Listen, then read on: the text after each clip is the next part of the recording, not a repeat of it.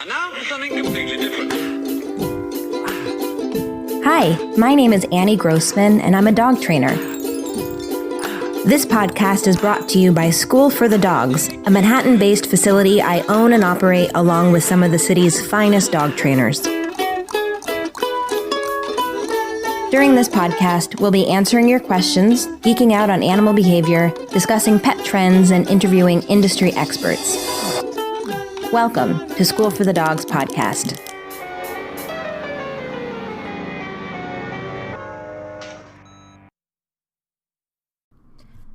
I recorded this episode a few weeks ago, and then I kind of hesitated about whether or not I should post it because it has to do with my family.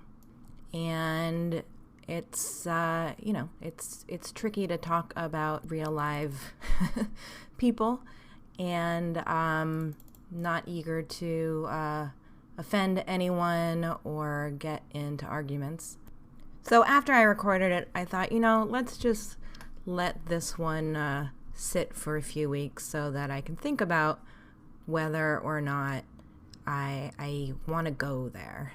And, I decided that the beauty of the podcast as a medium is that you really have to show up and be interested in order to listen to a podcast at all. It takes some effort, and it's kind of, in a lot of cases, on at least this podcast, is like a one-way conversation where I get to sit alone in a room and tell you what I think about something. And if you disagree with me, if you think I'm a jerk, you don't have to keep listening, and you never have to listen again. And if you have no interest in what I think about dog training, then you don't ever have to listen to begin with. And frankly, I think my family falls into that latter category. So I've really learned to bite my tongue when anything about dogs comes up in conversation when I am with many people in my family, because it's just not worth having an argument, even if it means suppressing my thoughts and feelings. It's worth it for the sake of having a relationship at all and maintaining some degree of peace. But that doesn't mean I'm not going to have my own thoughts and feelings going on, and this isn't something that I have a few thoughts about. I have a lot of thoughts about it. I have a whole business devoted to a science-based approach to dog training, a behavior-based approach to dog training. It's pretty much my entire life. So I guess I decided I'm not going to suppress an entire part of my life all the time. And if the people mentioned, although unnamed in this episode, are interested in what I think, they can listen to my one-way side of a conversation whenever they please, and they're welcome to record their own podcasts on their points of view. I would actually be interested in hearing that. Becoming a dog trainer really changed my worldview, and it changed, I think, how I interact with people and who I am as a person. And there's a handful of people who are in my life who I love and care about, who I think have really struggled with maybe what they see as like a new iteration of myself, people who I've known my whole life, or a lot of my life.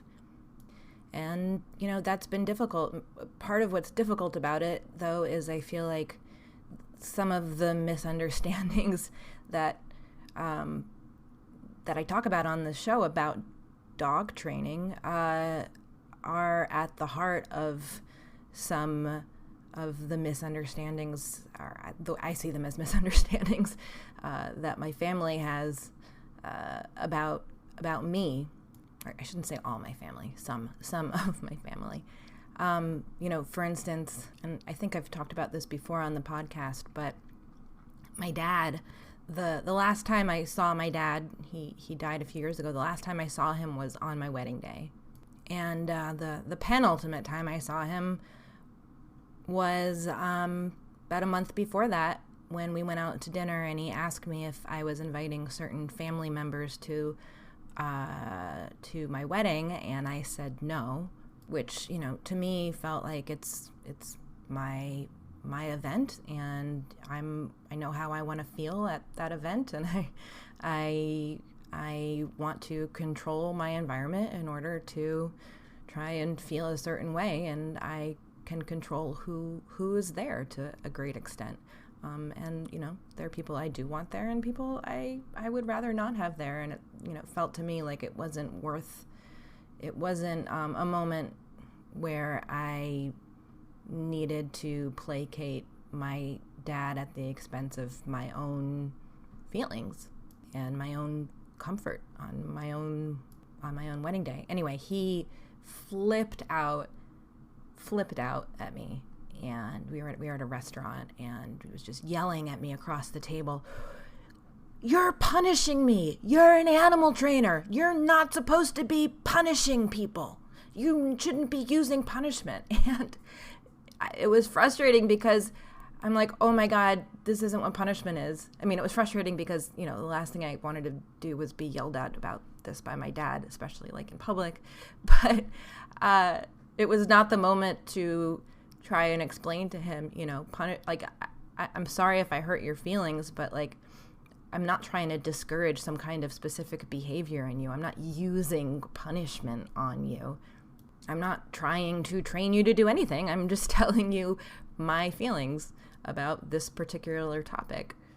Anyway, it was frustrating to me that like embedded in his attack on me was like a misunderstanding of operant conditioning and the role of an animal trainer to begin with. And, I'm always saying on this podcast, we're all animals. We have to remember that we talk about humans and animals, but, guess what? We have a lot more in common with all the other animals on this earth than we don't have in common. And, animals need to take care of themselves often first. And so I think I was doing everything I could to protect myself, take care of myself.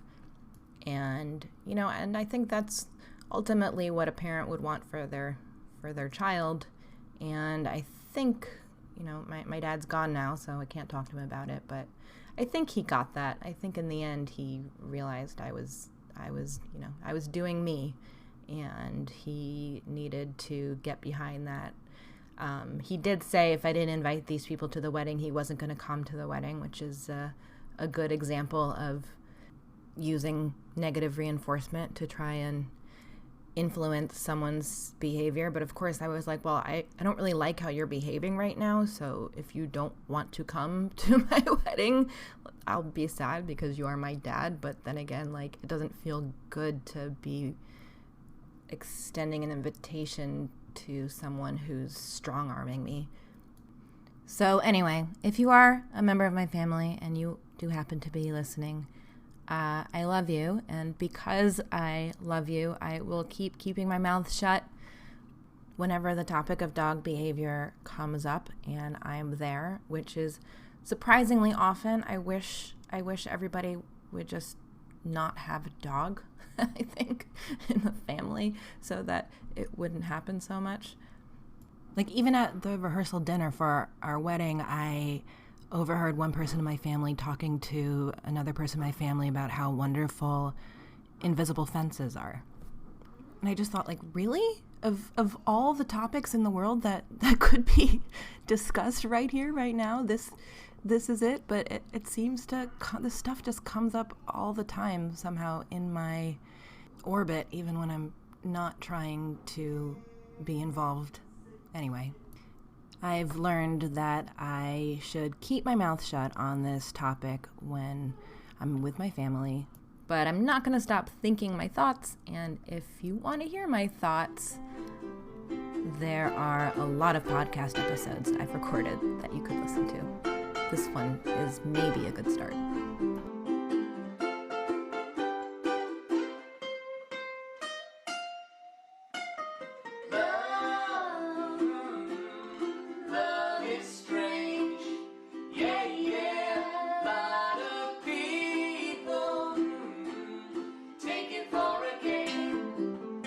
I wanted to talk a little bit about the word holistic as it pertains to dog training, or at least as it pertains to dog training as we try to do dog training at School for the Dogs.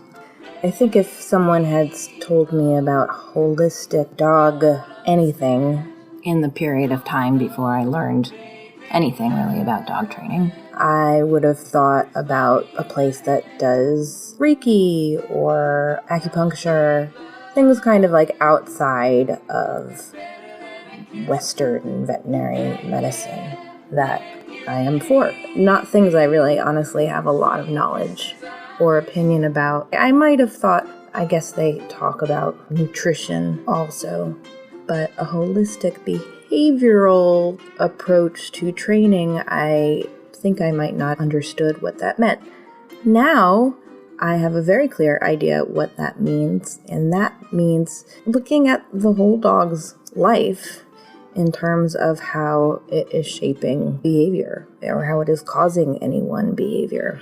That means looking at a life that is more than about one behavior that may be a problem. Dog training is not just about teaching a dog to do what you want the dog to do. It's also teaching the dog to be comfortable living in the human world where we are asking them to deal with crazy stimuli all around us all the time.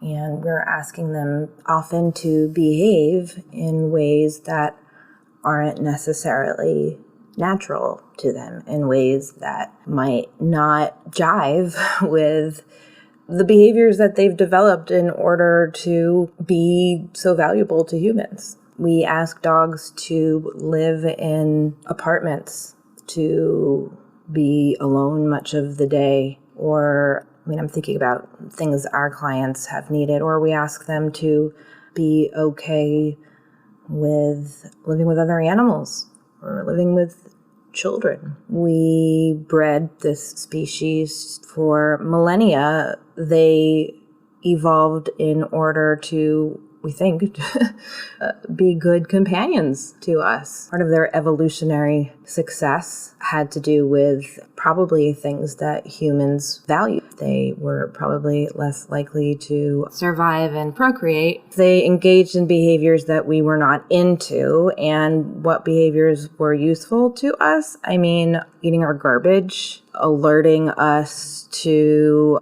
intruders, killing things for us. There are a lot of behaviors that I don't think we can really predict how they would display themselves in a more wild situation. But I think that we can at least guess that there are a lot of behaviors that we don't like in dogs that are there because of the environments that we put them in. Again, we're usually the ones putting the dogs in the environment. I don't think that dogs really have a lot of agency about what home they wind up in, and that means that we have to do a good job at making sure we're working to help our dogs feel good about whatever the environment is.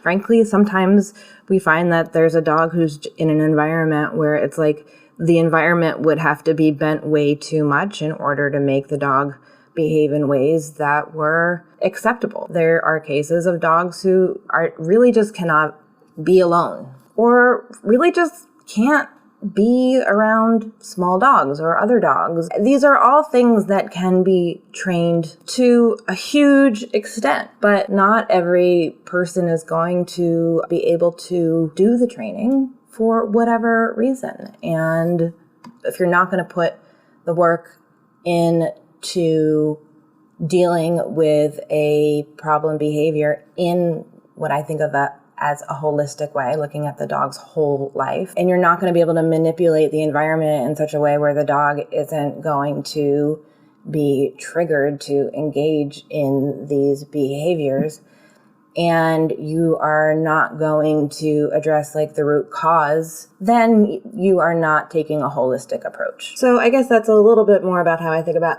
holistic now, and I thought about this because of this incident with my family this weekend. So otherwise said, I guess, what's tricky about the word holistic is it's about the whole. So everything is in the whole, right?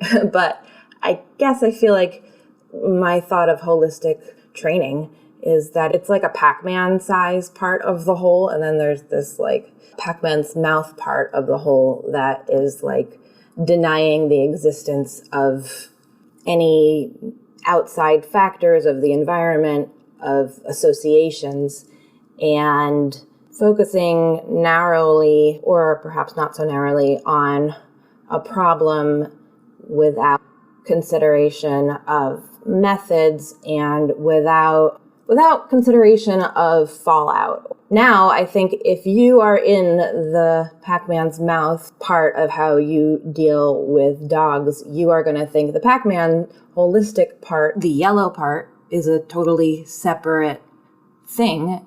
And I mean, I think my family thinks I'm in some kind of cult about this stuff, and maybe I am. Those who are in the black mouth part, in my experience, see themselves as like a separate thing. The mouth is just like, I'm just a mouth, that's all there is. And the holistic approach is like the Pac-Man who is like, no, the mouth is part of the whole. This is the whole picture. Like, all of this is behavior, all of this is life, all of this is science, and you're just operating in this black area, which might make sense because you're still dealing with behavior and you're still dealing with science.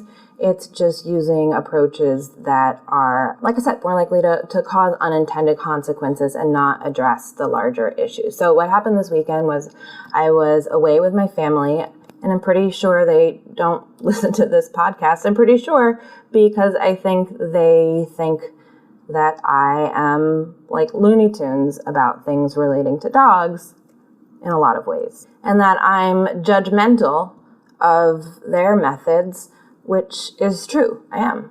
And it's pretty easy for me to click into getting righteous about this kind of thing. And I'm aware it can come off as sounding or seeming sanctimonious. So I just don't say anything because I've been punished enough times for speaking my mind and not doing it in a way that was respectful enough of the people I was with. Because it feels, it's an emotionally charged thing that at this point has to do with like something that's so basic to who I am and who I want to be and who I try and be and who I want to be around, which is I want to lead a life where I am offering those I take care of the ability to offer their best behaviors or offer behaviors I want without me having to tell them what I want all the time. I want them making choices that are in line with the choices I want them to make. And this extends to myself. Like, I feel like it's a constant practice and a constant effort. How can I manipulate my environment in order to up the chances that I'm going to engage in behaviors that I like and that others are going to like, and that I'm going to feel good about being where I am and doing what I'm doing? How can I move towards a life where I'm feeling good about doing the things I'm doing and the things I'm doing are being reinforced in a way that's adequate to keep those behaviors happening, and not live a life where I'm driven by coercion and by force? To me, that's like the best version of life for myself and for my dog, my daughter, the beings that I put in my home. It's something I'm trying to practice there always as well. And then working within the environment that I've been able to manipulate for them as best as I can in order to make them feel comfortable in that environment, and then like up my criteria little by little, shape better and better and stronger behaviors, and not allow a lot of room for behaviors to happen in the wrong settings or at the wrong time also not allowing behaviors I don't want to be reinforced by myself or by the environment or by the very doing of it. To me, that's all just being like on the good side of science and behavior. That's like the key to the good life. That's good dog training. That's just like being a good human being. So part of what makes it emotional and difficult to handle with my family is that I can't not, in my mind, constantly be drawing parallels between how we treat our dogs and how we treat each other. But I am very aware that the human world is way more complicated and nuanced than the dog world, at least the dog world as we humans can understand it. This stuff is so ridiculously complicated. We engage in so many different behaviors and there's so many inputs, and we have language, which is like, I think it can result in subtleties of behavior and interaction that are beyond anything in the dog world. Although, of course, they have other ways of communicating that we will never be able to totally understand. I wish I knew what it was like just for like 1 minute to have a dog's nose. Just be so curious what smell would communicate. Anyway, I digress. The issue this weekend is that we went camping with my family, and they have a dog who spends a lot of time outside, loves being outside. They have a nice big property. They do use a shock collar, like an electric fence shock collar, which I have issues with for a lot of reasons. But what I tend to think is misunderstood is my issues are not just about we should respect animals and not cause them pain, because quite frankly, I believe that, but I also know I'm a little bit of a hypocrite because I eat meat, and I'm sure that I consume meat that comes from animals who probably lived pretty terrible lives because of the way they were cared for and the way that they were brought to this world, and all of it for our consumption, which that hypocrisy bothers me. I feel like the fact that I eat meat and dairy, etc., that I'm not a vegan or like a super conscientious eater of where my food even comes from is like a problem of mine that I need to deal with. But anyway, my point is, it's not about like the pain the animal is getting. I mean, I'm not pro-pain. in my personal life, it's not what I want for the animals I'm taking care of. That's not, like I said, it's not what I think of as good dog training or good parenting, or it's not like the good life for myself. But it's not the pain when I see it happening in other situations as much as it's the unintended possible consequences, the fallout. So with an electric fence, there are multiple problems. I don't want to talk about all the problems of electric fences. I'm just going to talk about one of the problems, which is you don't know what association your dog is necessarily making with the shock. It might be the boundary, but it might be the dog got shocked just as he was looking at a squirrel in the tree, or the dog got shocked just as he was looking at the UPS man who was coming in, or that these things happen over and over. Sometimes it's a squirrel and sometimes it's a UPS man, and maybe also it has to do with this white flag or this area. But behavior, it's not like there's only one behavior being reinforced or punished by one thing each time, especially in like the life of a dog. I think there can be a lot of confusion because we don't know the connection that's happening each and every time it happens. And this can lead not only to just a general state of like stress. I don't know what thing is going to cause this shock, but it could also lead to behaviors being suppressed that have problematic consequences later. Often a dog is barking because he wants to put distance between himself and whatever is approaching. Like, hey, I'm loud and scary, get away from me, right? Probably part of the reason why little dogs, why they say, his bark is bigger than his bite. Little dogs have evolved to be quite noisy, some of the time at least, because like, hey, get away from me. I might be little, but if you can't see me, especially, you might think I'm a much bigger dog. That might be some of the reason why dogs lift their legs really high when they pee too. If it's like so that the dog who comes behind them is going to think they're a really, really big dog. They might never see the other dog, but might just make that impression from the dog's pee. Anyway, barking is a way of stopping or discouraging interaction that could be dangerous or that dog perceives as possibly dangerous. Well, actually, let me come back to the barking thing in a second. When we're talking about like an electric fence, which is what I was saying my family uses, the dog the barking might have something to do with it too, but I think often dogs then get aggressive about people or dogs or anything like entering into this space where they have been shocked. And even if the collar is off and the dog is not actually getting shocked, wearing the collar can sometimes still work for a dog, because I think they've made the association that the collar could possibly create this feeling that just wearing the collar, even when it isn't being triggered by anything, can be enough of a deterrent. Like the collar is not giving them a shock anymore, but the collar is still working because it's a deterrent because of the pretty bad associations with it.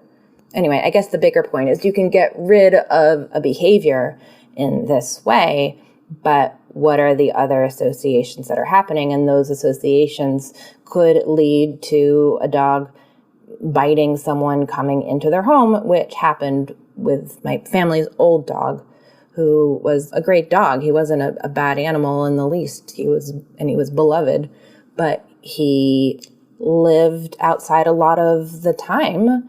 I mean, during the day at least. And my family felt that it was more humane to let him have free roam with an electric fence than it would be to force him to live behind a fence. At least that's how I understood the argument. And so I learned to not argue about it. And when the dog did eventually bite someone coming to the house, which was a relatively rare thing, and I suggested my reason as to why this ended up happening, I was told I was wrong, that I couldn't prove it, which I guess is true. Like, I can't, like, I'm not going to, like, get all Perry Mason about this, but, like, I can't see it in any other way. And the dog was a big dog. And also, you know, barking became an issue because he would bark at anything approaching, probably because, like I was saying, he was like, hey, stay away from me. I'm big and scary. Anyway, they now have a different dog, and we all went camping this weekend, and they brought the dog and tied the dog up, and the dog was barking at anyone that passed by. I guess really mostly at dogs that passed by. Honestly, I wasn't like paying too much attention to what the specific trigger was. There was just a lot of barking, and I suspected it probably was just all the activity. It wasn't like just seeing a man in a hat or something like that. Like some dogs have very specific triggers. This dog lives outside most of the time and is mostly off leash outside, and the house is pretty set back, so there's not a lot of cars coming and going. There's certainly not a lot of people coming and going, not a lot of other dogs. I mean, I think they occasionally bring her to like the dog park or maybe occasionally take her for a walk, but I would say like probably 99% of the time she is in her own private yard off leash. But on this campsite, she was tied up, and there was just constant activity all around us the whole time. Other dogs, kids on bikes, kids on scooters, cars, people, etc., etc. So she would bark, and then my family would yell no at her. And then she'd bark some more, and then they'd yell no again. And then eventually she would stop barking, and sometimes they would say, "Good girl."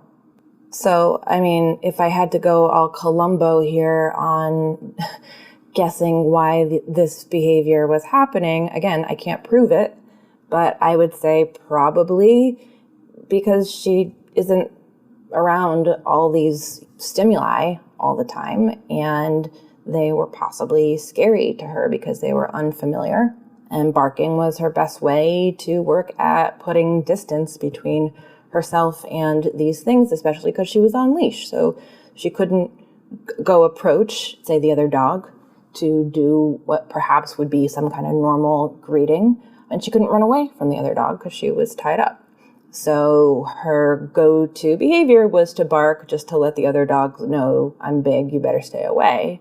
And then this was met from vocalizations from the human, which I don't think were very meaningful one way or the other, because they didn't really seem to me like they resulted in her not barking anymore. I mean, eventually she would stop barking, but maybe she would have just stopped barking anyway. And I also just guessed that, like, the difference between, like, no and, like, good girl, like, dogs definitely do respond to tone, but I think we probably give them too much credit for understanding, like, specific words and cadences in most situations, but maybe I'm wrong.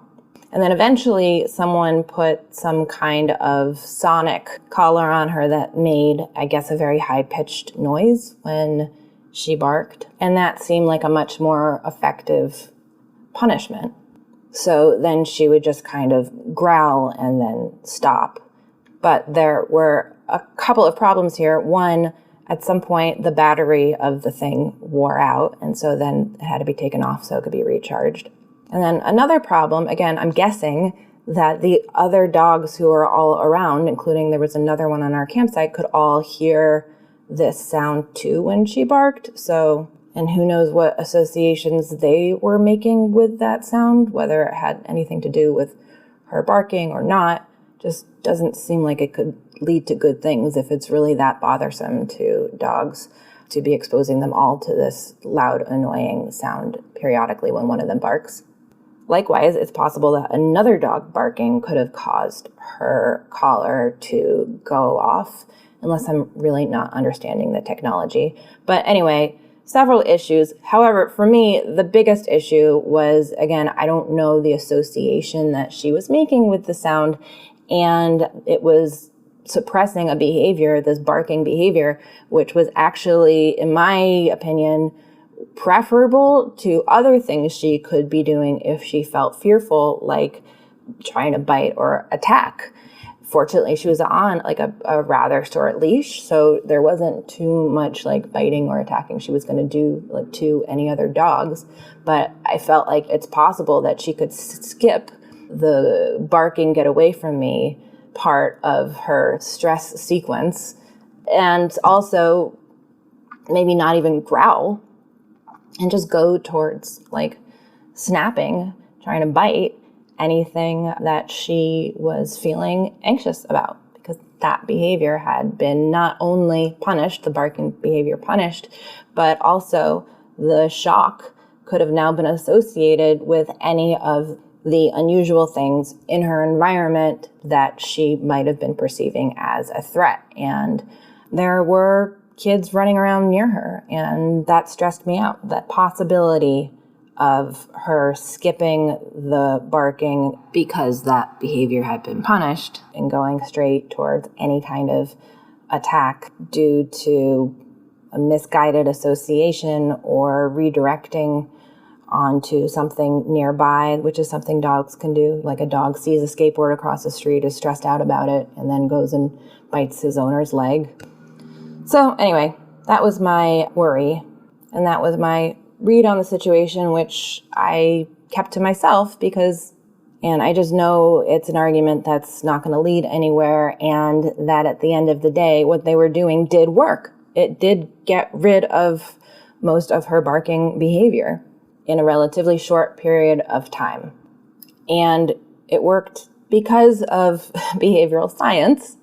It just didn't really take into account the whole Pac-Man and the possible downsides, rather instead focusing on the tip of the behavior rather than the root cause of the behavior. And that's why that's not a holistic approach. It's part of the whole, but it's like if you have serious acne and you are treating the pimple and not the cause of the acne, right? Like, I'm guessing that's what a holistic dermatologist would be, right? Looking at all the other things in your life that are causing this and not just focusing on one specific pimple. I totally did not mean to bust out with a acne analogy here. So nothing happened. The dog didn't attack anybody. So their methods did the job. And as far as fallout, the dog is not in this situation that much. So the behaviors that she was engaging in, I think in her normal environment, are not an issue. And, I was talking to my husband about it, and he said, well, what would you suggest? And I thought, well, part of the reason I kept my mouth shut is because what I would suggest would be starting to work now on bringing the dog to a campsite next year. For this year, my suggestion probably would have been either don't bring the dog at all or configure some kind of setup within the campsite where she is going to be visually blocked from seeing all these things that seem to be triggering her to bark and generally be stressed out.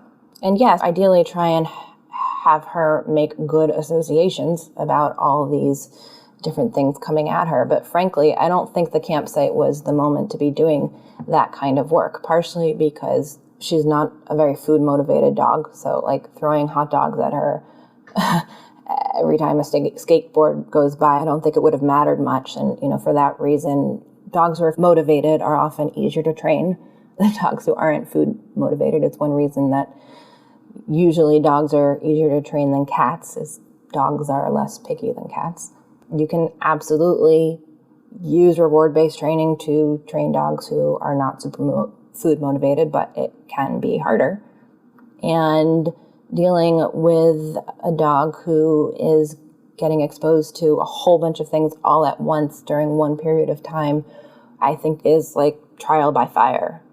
And my preference would be to acclimate the dog to some of the things little by little at a distance that she could handle.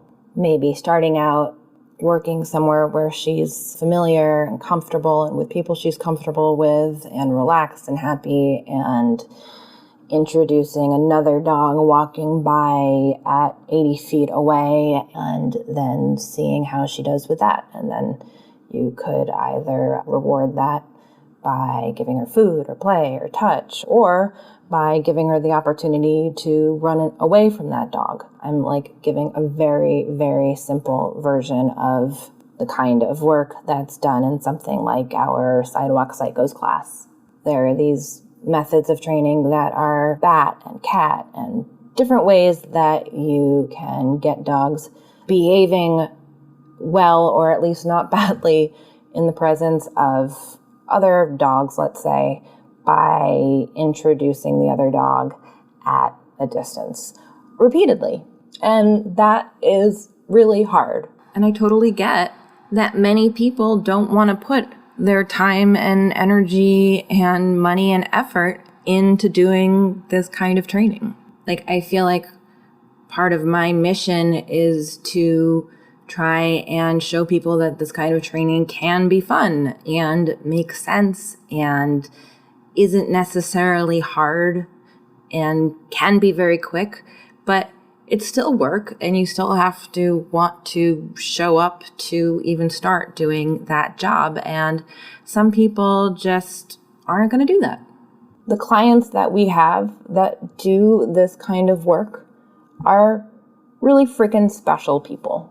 This is why we have such an amazing business. It's because we have clients who are doing this kind of thing. And we also have some clients who say, you know what, I can't do this, and therefore I shouldn't have this dog, or therefore I need to somehow manipulate the environment in order to make sure that my dog doesn't have this problem, because I can't put in the what might be months and months of training and time and effort and maybe money to get there. And to me, those are the people who are taking a holistic approach and deciding to use the least invasive, least coercive methods possible in order to give their dogs a good life.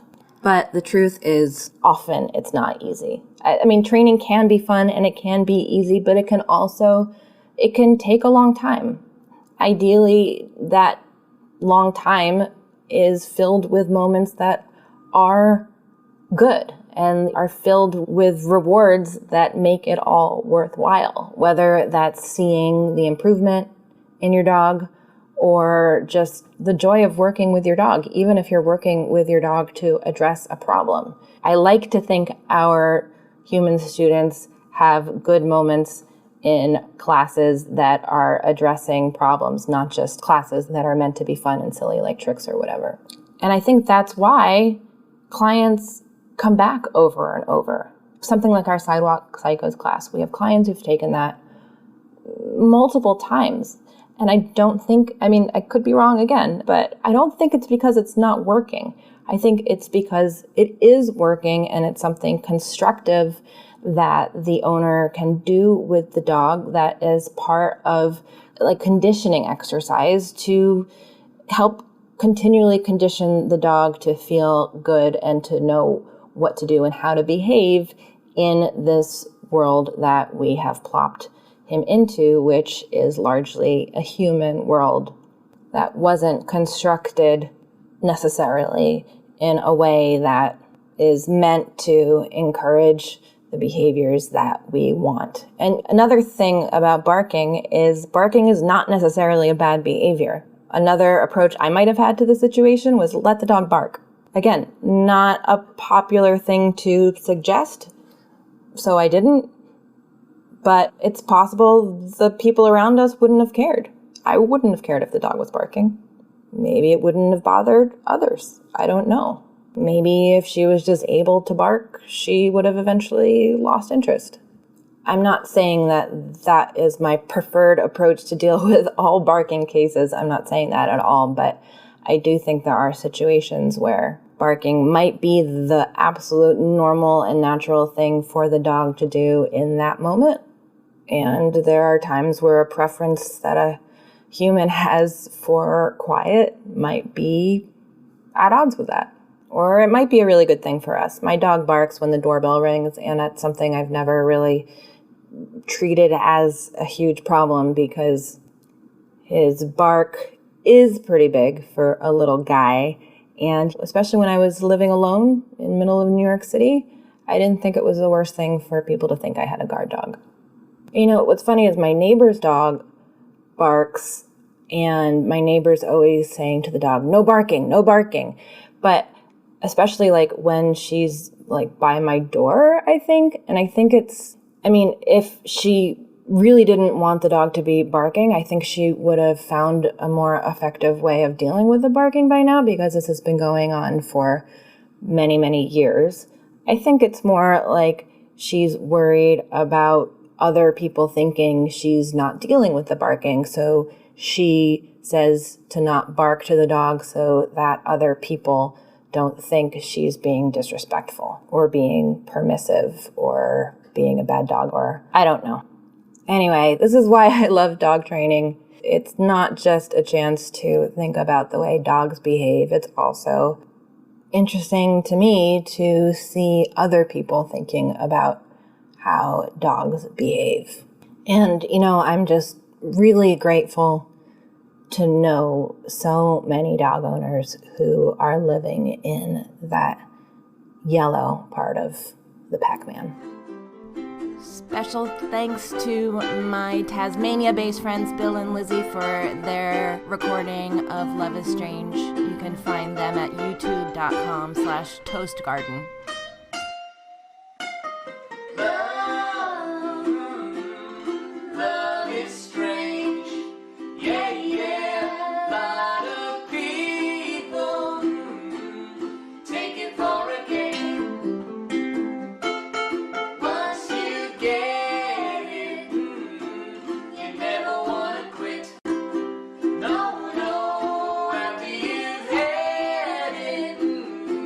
You're in an awful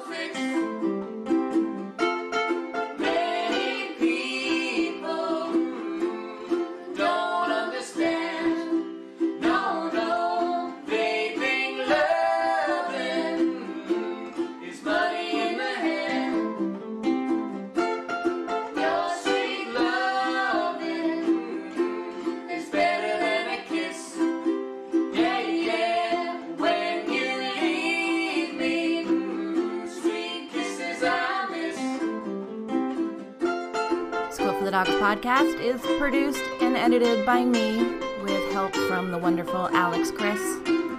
I'll be back next Friday with another episode. If you like this episode, please leave a review on iTunes. You can also support us by shopping in our online store, storeforthedogs.com. And you can book classes and lessons and find a ton of really great free training resources if you visit us at schoolforthedogs.com. Oh, Sylvia.